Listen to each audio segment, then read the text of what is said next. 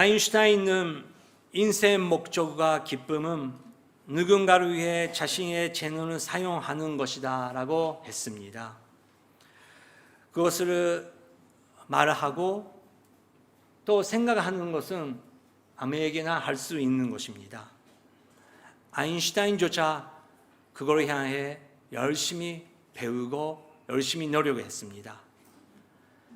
하지만 그 결과는, 그리고 그 재능, 그 여름에를 어떻게 사용했는지 우리가 그것을 바라볼 때 그 아인슈타인의 그 재능조차 인간들은 그렇게 나쁘게 사용할 수 있는 거구나, 역사를 통해서 우리는 배울 수 있는 것입니다.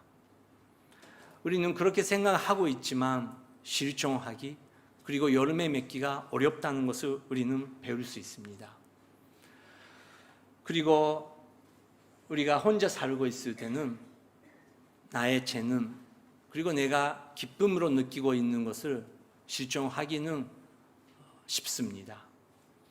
하지만 결혼하면서 또 아기를 낳고 또 다른 사람들이랑 같이 일을 하기 시작했을 때 정말 그 리더로서, 가족의 한 사람으로서 한 사람은 한 사람의 그 재능 그리고 능력을 사용하면서 하나 만들기가 이렇게 어려운 것이, 그것을 우리가 경험하고 있습니다. 이제 코로나가 3년째가 되면서 이런 농담을 들었습니다. 코로나 발생 전에 어떤 국제회의가 있었다고 합니다. 이제 코로나가 전 세계에 흩어질 텐데 전 세계 사람들이 마스크를 써야 된다. 어떻게 각 나라마다 그것을 성공하기로 의논했다고 합니다. 미국 대표는 우리 미국 사람들한테는 이렇게 생각했다고 합니다. 미국 사람들은 마스크를 쓰면 당신이 히어로, 영웅이 될 수 있어. 그렇게 하면 미국 사람들을 마스크를 쓸 것이다. 영국 사람한테는 마스크를 쓰면 당신은 신사가 될 수 있다. 그렇게 말하면 된다. 이탈리아 사람들한테는 마스크를 쓰면 인기가 생길 것이다. 그렇게 말하면 된다. 프랑스 사람한테는 마스크를 아예 쓰지 마라. 그렇게 말하면 오히려 반대로 쓸 것이다.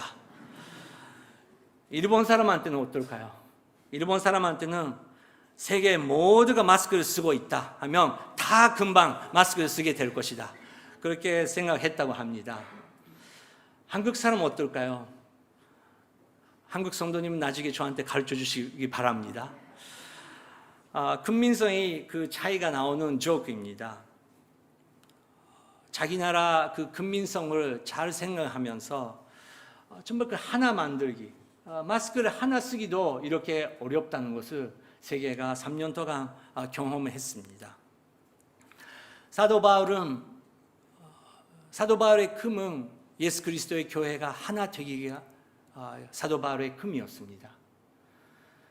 그리고 자기들이 갖고 있는 그 재능을 다른 사람을 위해서, 교회 위해서 사용하면 얼마나 아름다운 교회가 될 것인가, 그런 꿈을 갖고 있었는데 그게 말하는 것보다 훨씬 어려운 일이라는 것을 사도 바울이 경험하고 있었다는 것입니다. 그래서 지난주 저희들이 배웠듯이 14장을 통해서 사도 바울은 특별히 방언 그리고 예언의 은사를 어떻게 질서 있게 사용할 수 있는지 그것을 가르치기 시작했습니다. 그렇기 때문에 예수 그리스도 안에 있는 모든 성도님들이 이제 어린아이처럼 생각하지 말고 어른이 되자고 격려하고 있습니다. 20절 먼저 읽겠습니다. 시작. 어린아이가 되지 마십시오. 악한 일에는 어린아이가 되고 생각하는 데는 어른이 되십시오. 네, 사도 바울은 형제님요, 자매님요, 생각하는 데는 어린아이가 되지 마십시오. 악한 일에 대해서는 어린아이가 되고 정말 하나님께서 원하지 않은 거에 대해서는 우리는 어린아이처럼 두려워하면서 하지 말아야 된다고 우리는 서로 위해서 격려해야 된다는 것입니다. 어린아이들이 현재 자매의 그 모습을 보면서 형이 그리고 누나가 동생한테 그렇게 하지 마라, 그렇게 하면 혼난다, 그렇게 단순히 말할 때가 있지 않습니까?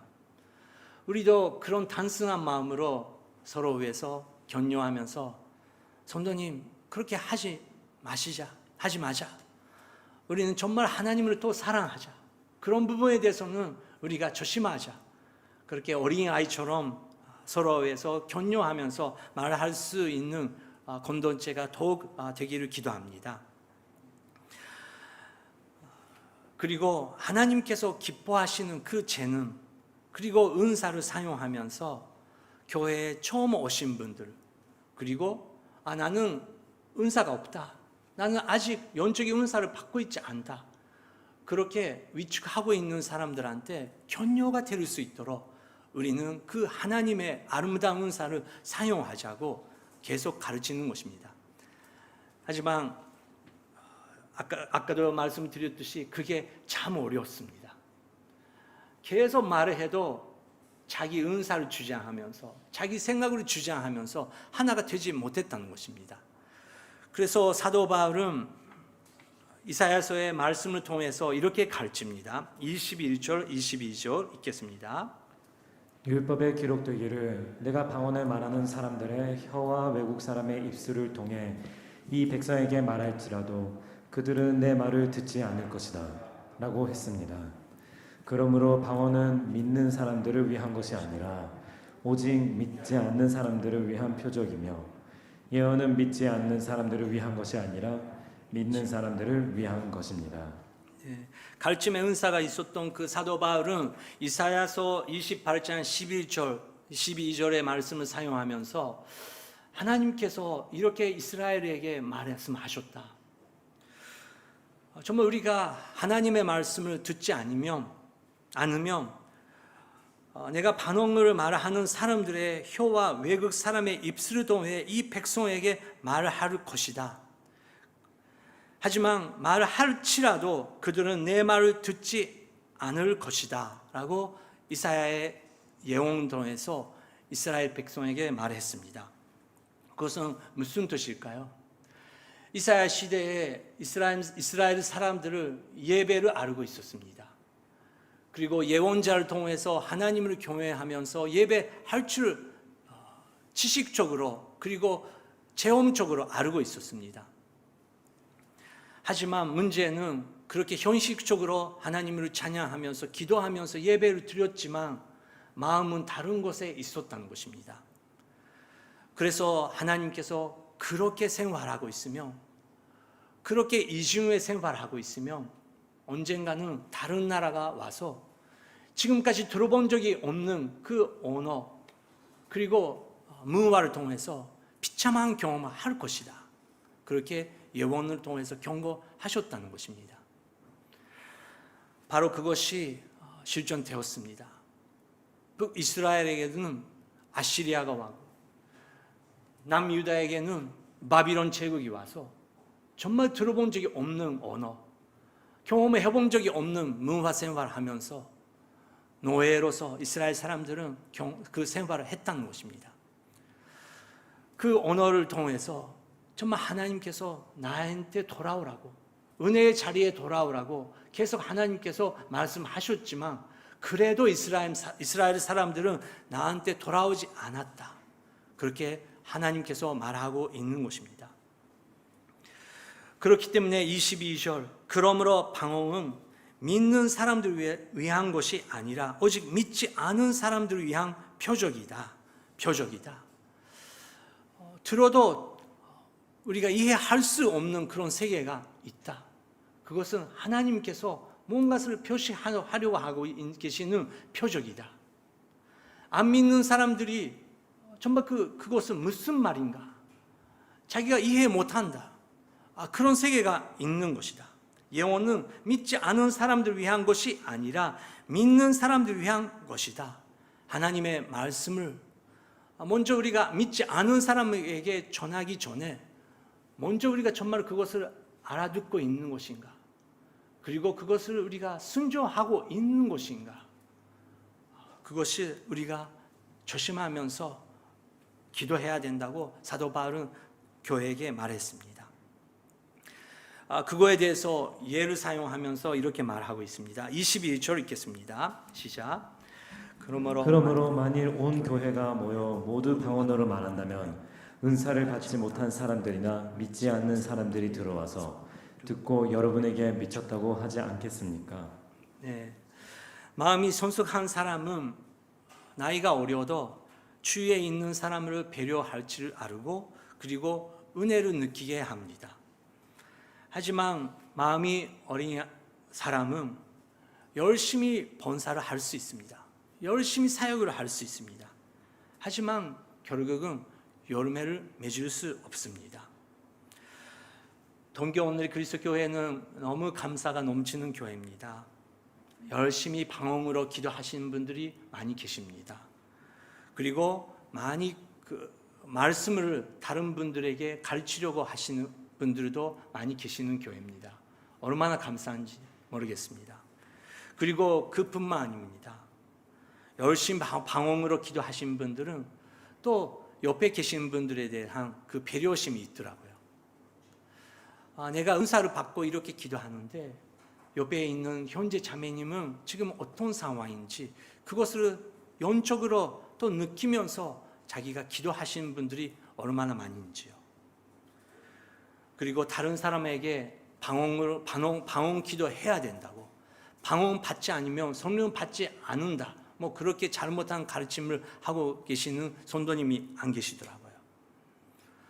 정말 무엇보다 내가 제일 모자라고 내가 정말 그 하늘의 기도, 하늘의 언어를 배워야 되기 때문에 성령님의 저에게 기도를 가르쳐 주시옵소서, 그런 겸손한 마음으로 방언 기도를 하신 분들이 계시더라고요.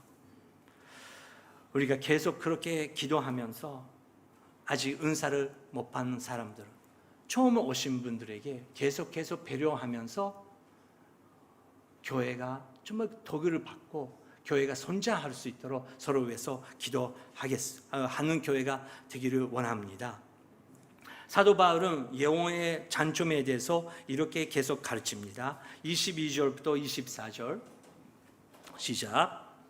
그러나 만일 모두가 예언을 하면 믿지 않는 사람들이나 은사를 받지 못한 사람들이 들어와서 듣고는 모든 사람에 의해 잘못을 질책받고 심판을 받아 그 마음속에 숨은 것들이 드러나게 됩니다. 그래서 그들은 엎드려 하나님을 경배하며 참으로 하나님께서는 여러분 가운데 계십니다 라고 인정할 것입니다. 형제들이여, 그러면 어떻게 해야 하겠습니까? 여러분이 모일 때 각각 찬송도 있고 가르침도 있고 방언도 있고 계시도 있고 통역도 있으니 모든 것은 교회를 이롭게 하기 위해 하십시오. 네, 우리는 지난주에 배웠듯이 어떤 사람은 굉장히 영적으로 민감한 분들이 계십니다. 어떤 분들은 정말 그 성경 말씀 계속 깊이 배우고 싶은 그 열정 있으신 분들이 계십니다. 또 다른 분은 기도도 좋고 공부도 좋지만 정말 그 사람과 사람 대화하면서 나눔하면서 아이들이랑 같이 시간 보내면서 그렇게 교제하는 거에 대해서 너무 열심히 하신 분들이 계십니다. 다 감사한 거죠. 하지만 사도 바울이 말하기는 정말 우리가 기도할 때 정말 하나님과 저의 1대1의 그 시간 더 깊이 들어갈 수 있도록 하나님께서 기도를 가르쳐 주신다. 우리는 감사하면서 그 시간을 우리가 기쁘게 시간 보내기를 원합니다. 하지만 그거로 끝나면 안 되고 정말 예수님과 1대1로 만났던 사람들은 그거로 안 끝났습니다. 예수님께서 그 시간을 지나고 나서 꼭 명령하시고 형제들에게 가라고, 그 집에 가라고, 그 지방에 가라고 예수님께서 말씀하신 분이십니다. 그리고 열심히 전도하는 사람이 있습니다. 열심히 성경 공부하신 분들 계십니다. 사람과 항상 이렇게 그 관계를 맺으면서 하신 분들 계십니다. 그것도 얼마나 감사한지요. 하지만 그것만 계속 하면 우리는 언젠가는 힘이 빠지게 됩니다. 그것도 중요하지만 정말 그 밸런스 있게 내가 지금 어느 쪽에 있는 것인가, 가족의 밸런스, 교회의 밸런스, 그것을 다 우리가 구하고 있습니다. 하지만 가족의 밸런스, 교회의 밸런스를 우리가 구하기 전에 나의 마음의 밸런스는 지금 어떨까? 나는 지금 마르타처럼 너무 열심히 하면서 너무 열심히 하는데 오히려 다른 사람을 비판하는 만큼 지쳐있지 않을까? 마리아처럼 먼저 예수님 앞에 무릎 꿇으면서 예수님께서 뭐라고 하시는지 듣는 기도를, 예수님께서 오늘 아침에 뭐라고 하시는지 듣고 있는지, 우리는 그 밸런스를 찾아야 된다는 것입니다. 그거 위해서 예언, 정말 그 말씀을 가르치는 게 얼마나 중요한지요. 24절 다시 한번 읽겠습니다. 그러나 만일 모두가 예언하며 믿지 않은 사람들이나 은사를 받지 못한 사람들이 들어와서 듣고는 모든 사람이 위해 잘못을 질책받고 심판을 받아 그 마음속에 숨은 것들이 드러나게 됩니다. 그래서 그들은 엎드려 하나님께 경배하며 참으로 하나님께서는 여러분 가운데 계십니다라고 인정할 것입니다. 여러분, 우리가 보고 싶은 것은 이것 아닙니까?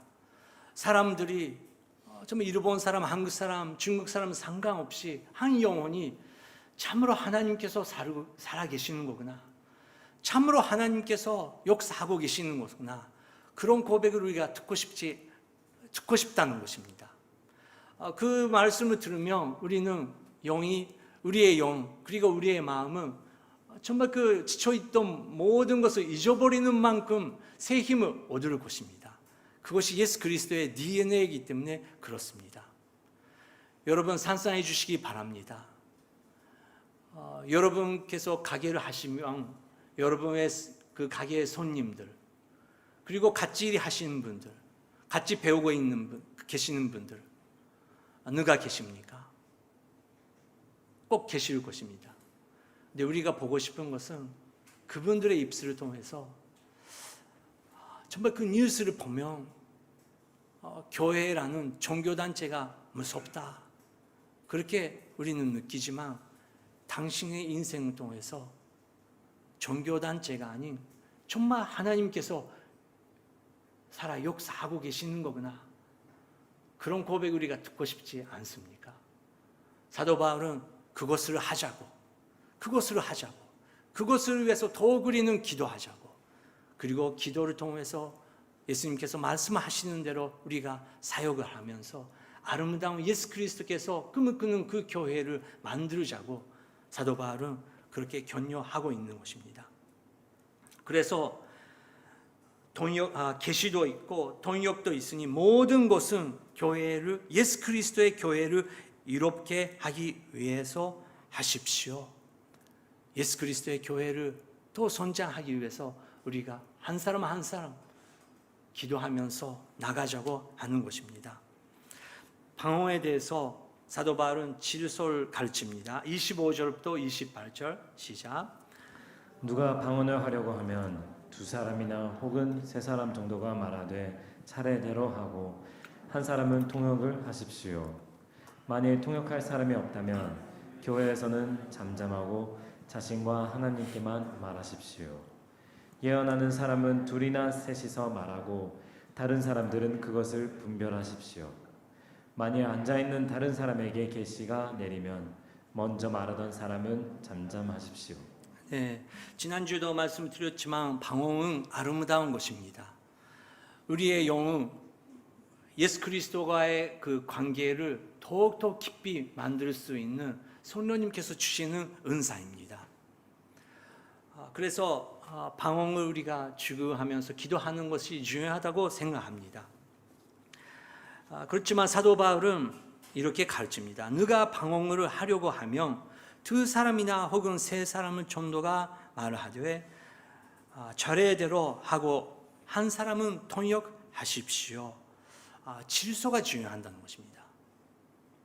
정말 그 개인적으로 기도하면서 하나님과의 1대1로 기도하는 시간도 중요하지만 성령님께서 기도하게 해주신다면 꼭 그것은 열매를 맺기 시작하면서 공동체를 또 아름답게 한다는 것입니다.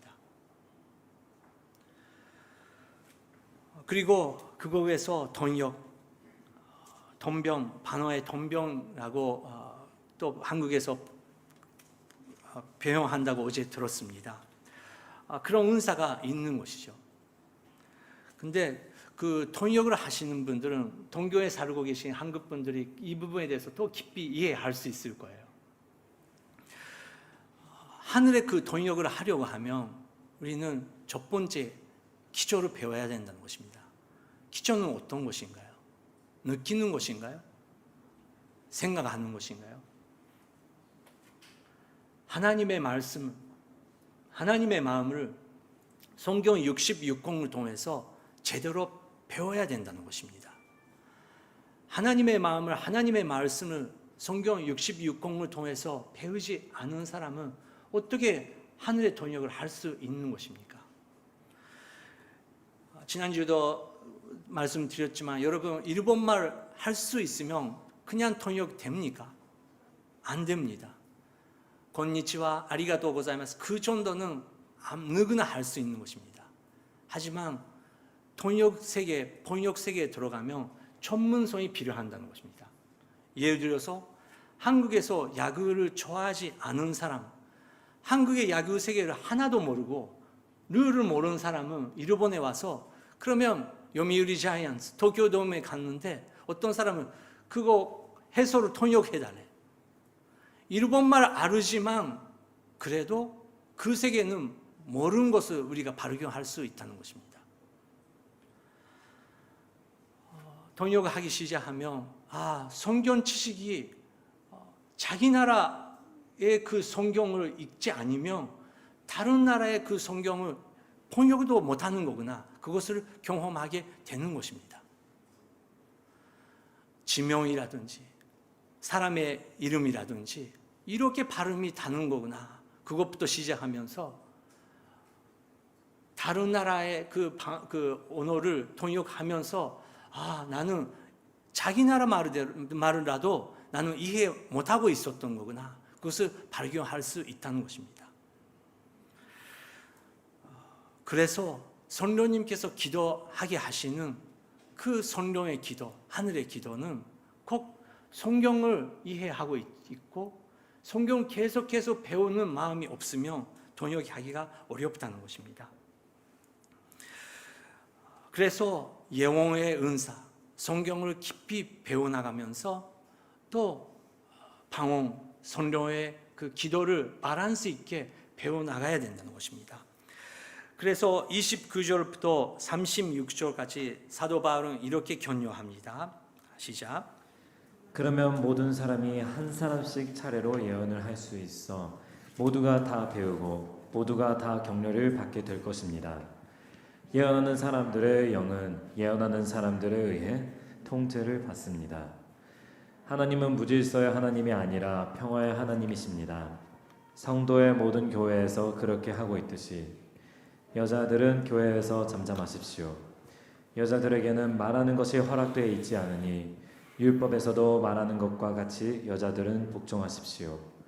만일 무엇을 알기 원한다면 집에서 남편에게 물어보십시오. 여자가 교회에서 말하는 것은 부끄러운 일이기 때문입니다. 하나님의 말씀이 여러분에게서 나왔습니까? 또는 여러분에게만 임했습니까? 만일 누구든지 자신을 예언자나 신령한 사람으로 생각한다면 그는 내가 여러분에게 쓰는 것이 주의 명령임을 아십시오. 만일 누구든지 이것을 인정하지 않으면 그도 인정을 받지 못할 것입니다. 32절 다시 한번 보여주시기 바랍니다. 그러면 모든 사람이 한 사람씩 차례로 예언을 할 수 있어 모두가 다 배우고 모두가 다 격려를 받게 될 것입니다.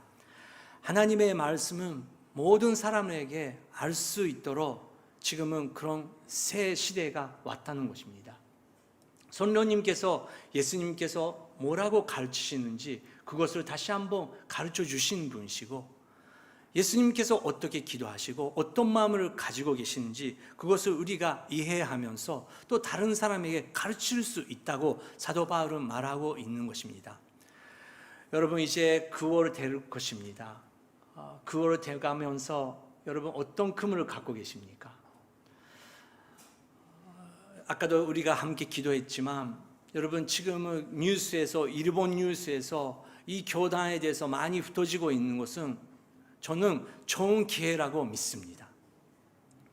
어제도 어떤 자매의 간증 들었습니다. 그 자매는 열심히 교회에 다니고 계시는 자매입니다.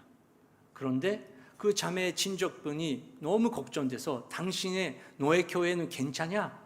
그렇게 물어봤대요. 그 자매가 괜찮다고. 왜 걱정되냐고 했더니 결국은 돈에 대해서 결국 그 걱정하고 계시는 것이요. 괜찮냐고.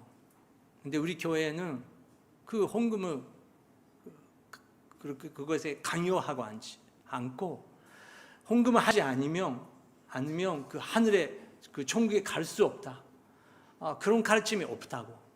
그렇게 오히려 그것을 곧바로 가르칠 수 있는 기회가 됐다고 고백하고 있었습니다.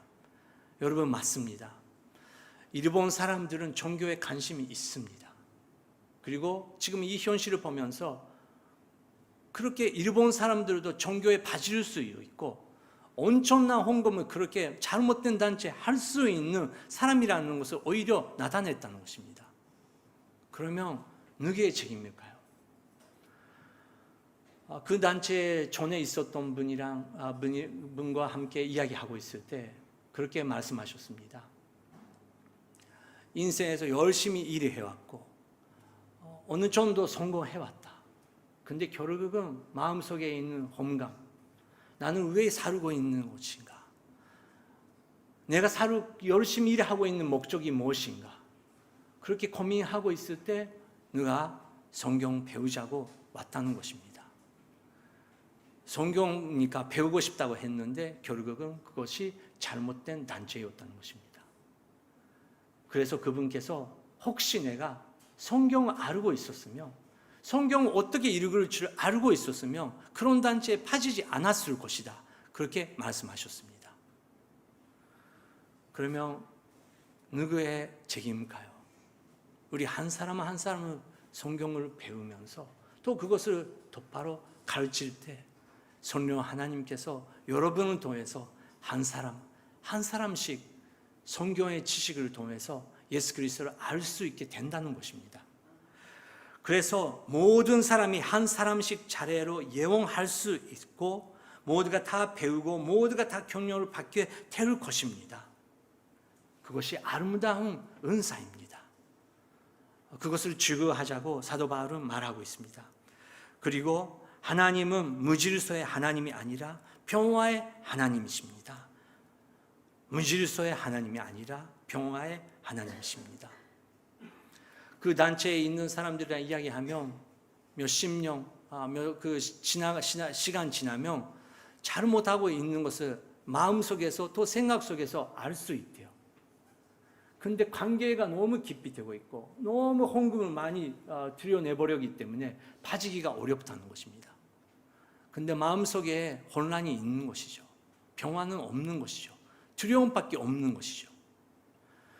여러분 일본 전철역에 앞에 가면 여호와 주인들이 얼마나 열심히 전도하고 있지 않습니까?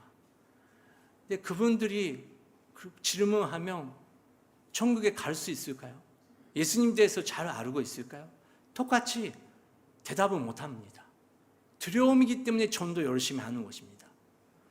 그래서 두려움이라는 것은 예수 그리스도의 교회에 인간적인 두려움이라는 것은 들어오면 안 된다는 것입니다.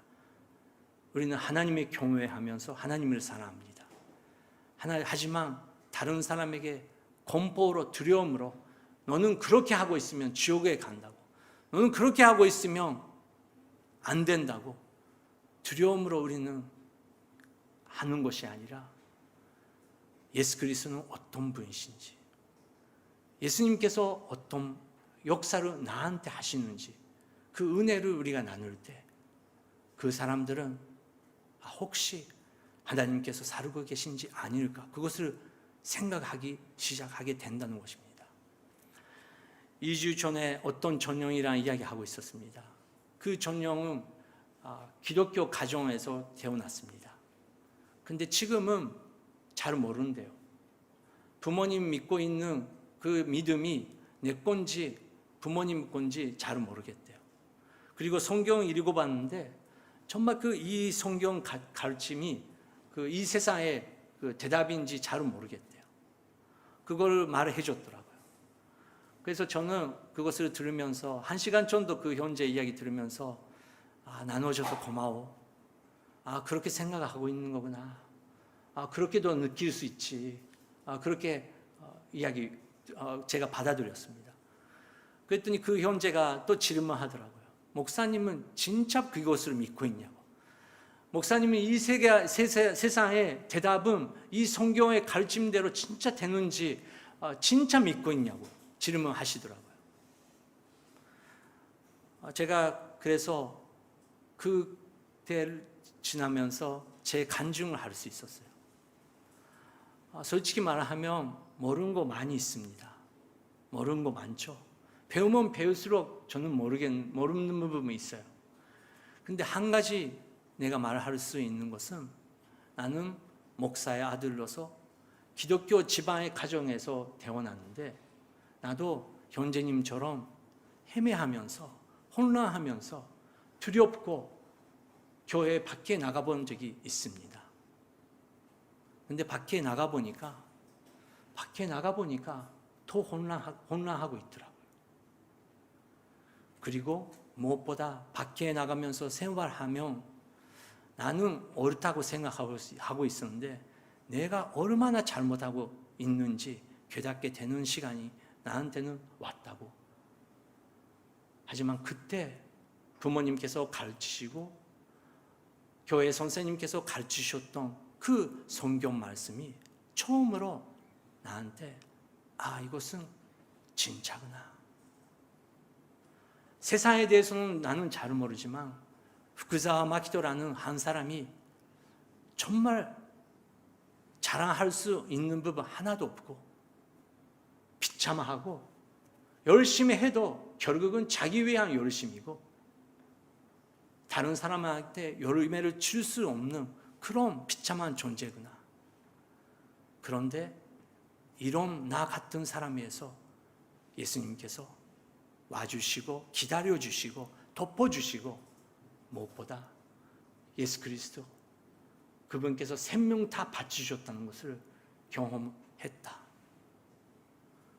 그것을 고백하고 받아들이니까 내가 지금까지 해왔던 모든 잘못을 예수님께서 용서해 주셨다는 것을 정말 경험했다. 그래서 나한테는 예수님밖에 없다. 예수님과 함께 동행할 수밖에 없다. 그리고 세상으로 바뀌기 전에 사도 바울이 말하는 것처럼 정말 나의 구원을 달성하기 위해서 지금도 계속 배워야 되고 지금도 계속 기도해야 되고 내가 먼저 변해야 된다고 생각한다. 그렇게 고백했더니 조용히 듣고 있더라고요. 여러분, 우리는 가족의 일치 위해서, 교회의 일치 위해서 열심히 기도해야 됩니다. 하지만 평화의 하나님께서 먼저 나의 마음속에, 우리 마음속에 정말 예수님을 통해서 평화가 있는지 없는지 계속해서 우리는 확인해야 된다는 것입니다. 마지막 37절, 38절 읽겠습니다. 시작. 그러므로 내 형제들이여 예언을 간절히 구하며 방언으로 말하는 것을 막지 마십시오. 모든 일을 적절하게 하고 또 질서 있게 하십시오. 네, 모든 것을 적절하게 하고 더 질서 있게 하십시오. 그것이 사랑이다. 그것이 하나님께서 원하는 하모니이다. 그것을 가르치고 있는 것입니다. 여호와의 은사 갖고 계신 분들이 계십니까? 계속해서 정말 1대1을 통해서 지금 큐티 못한 분에 의해서 은혜를 가지면서 가르쳐 주시기 바랍니다. 함께 나눔을 해 주시기 바랍니다. 방언으로 기도하시는 은사가 있는 분 계십니까? 오늘 실제적으로 도전하고 싶습니다. 자기 위한 그 방언 시간도 중요하지만 오늘 파워웨이브 선생님, 차세대 선생님을 찾아가 주시고 우리에게, 나에게 아이들의 이름을 열면 달아 그렇게 말씀해 주시기 바랍니다.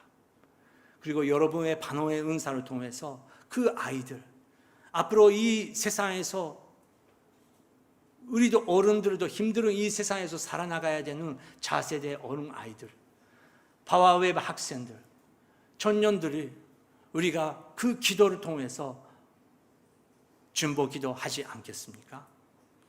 그렇게 여러분의 반응의 은사를 사용해 주시기 바랍니다. 찬양의 은사 갖고 계신 분들이 계십니까? 지금은 새벽 기도에 찬양 은사 갖고 계신 분들 기다리고 있습니다. 화요일 우리가 치유에 위한 그 기도 모임을 장로님을 중심으로 지금 하고 있는데 그런 은사를 나눠주시기 바랍니다. 통역의 은사 갖고 계신 분들 여기에 다 계실 것입니다. 오늘 기도하면서 나가시면서 정말 외국 사람이 혼자 걷고 계시면 말을 권해주시고 괜찮냐고, 도와줄 수 있는 일이 있냐고, 한국말도 일본말도 영어라도 괜찮으니까 그 말을 권해주시고, 정말 혼자 고독을 느끼면서 살고 계신 분들에게 예수 그리스도의 사랑을 하나라도 느낄 수 있도록 성령님이 우리 인도하여 주시옵소서. 그렇게 기도해 주시기 바랍니다. 함께 이 시간 기도하겠습니다. 하나님께서 우리에게 각 사람에게 은사를 허락해 주셨습니다. 그 은사를 예수 그리스도의 교회를 세우기 위해서 사용해달라고 사도 바울은 부탁했습니다. 여러분의 은사를 감사하면서 기도해 주시기 바랍니다. 그리고 그 은사를 하나님께서 다른 사람을 위해서, 다른 사람을 축복하기 위해서, 다른 사람을 격려하기 위해서 사용할 수 있도록 성령 하나님이여 나에게 새 마음을 허락하여 주시옵소서. 함께 기도하겠습니다. 하나님 아버지 감사드립니다. 주님, 여기에 이 시대에 하나님께서 택하신 한 분 한 분 여기에 계십니다. 주님, 오늘 여기에 계시는 성도님의 입술을 통해서 같이 살고 있는 가족들이 격려를 얻을 수 있도록 그 입술에 새로운 언어를 허락하여 주시옵소서. 그리고 우리 건던체 아픈 분들이 계십니다. 격려가 필요한 분들이 계십니다. 함께 기도해 주시기를 기다리고 있는 현재 자매님들이 있습니다. 여기에 계신 성도님 한 분 한 분 통해서 우리 공동체가 더욱 예수 그리스도 안에서 하나가 될 수 있도록 성령 하나님을 역사하여 주시옵소서. 가족 속에 문제가 있습니까? 순모임에 여러 가지 도전이 있지 않습니까? 주님, 기도 제목을 새롭게 해주시고 성령의 마음대로 우리가 기도할 수 있도록 우리의 마음을 주님께서 만져 주시옵소서. 하나님이 우리에게 질서를 가르쳐 주시고 하나님의 교회를, 하나님의 그 하모니를 어떻게 만들어 나갈 수 있는지 성령 하나님이여 우리에게 가르쳐 주시옵소서. 주님이 도와주시옵소서. 하나님은 무질서의 하나님은 아니라 평화의 하나님이십니다. 하나님 아버지, 이 말씀을 우리가 받겠습니다.